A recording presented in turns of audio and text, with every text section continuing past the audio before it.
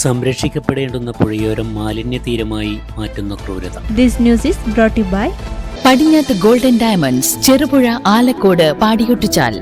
പൊതുസ്ഥലങ്ങളും പുഴയും പുഴത്തീരങ്ങളും സംരക്ഷിക്കപ്പെടണമെന്ന വ്യവസ്ഥ നിലനിൽക്കെ നാട്ടുകാർക്ക് ഭീഷണിയായി മാറുകയാണ് രയരം പുഴയോരത്ത് മാലിന്യം പതിവായി തള്ളുന്നത്. മാലിന്യം നിറഞ്ഞ ചാക്കുകെട്ടുകൾ എറിഞ്ഞ് ഓടക്കാട് നികന്ന് മാലിന്യച്ചാക്കുകൾ നിറഞ്ഞ ചാല് പോലെയായി റയരോം പാലത്തിന് സമീപം 500 മീറ്ററോളമുള്ള സ്ഥലം. പുഴയോരമാകെ മാലിന്യം തള്ളി പരിസ്ഥിതി നാശം വരുത്തിയ നിലയിലാണ്. ഇവിടെ സ്ഥിരമായി മാലിന്യം തള്ളുന്ന വാർത്ത തെളിവ് സഹിതം നൽകിയാൽ പോലും അധികൃതർ തിരിഞ്ഞു നോക്കുന്നില്ലെന്ന് പരാതിയുണ്ട്. മാലിന്യം പ്ലാസ്റ്റിക് ചാക്കുകളിലായിട്ടാണ് പുഴക്കരയിൽ തള്ളുന്നത്. ഇതിൽ ഏറെയും കുട്ടികൾ ഉപയോഗിച്ച പാമ്പേഴ്സുകളാണ്.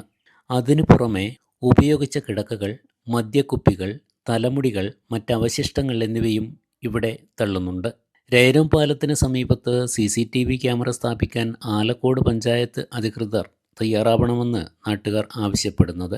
നാടിൻ്റെ ജീവനാഡിയായ രയരം പുഴയെ നശിപ്പിച്ച് നാടിൻ്റെ ആവാസ വ്യവസ്ഥയെ ഇല്ലാതാക്കുന്ന സ്ഥിതി മാറ്റിയെടുക്കാൻ അധികൃതർ അടിയന്തര നടപടി സ്വീകരിക്കണമെന്നാണ് ആവശ്യം ഉയരുന്നത്.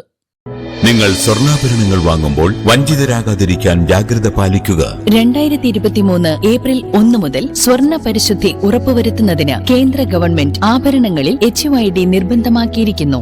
100% ആഭരണങ്ങളും HUID മുദ്ര ചെയ്ത മലയോര മേഖലയിലെ ഒരേയൊരു jewellery Padinjath golden diamonds, Cherupuzha, Alakode, Padiyottuchal. Wholesale division, Thrissur.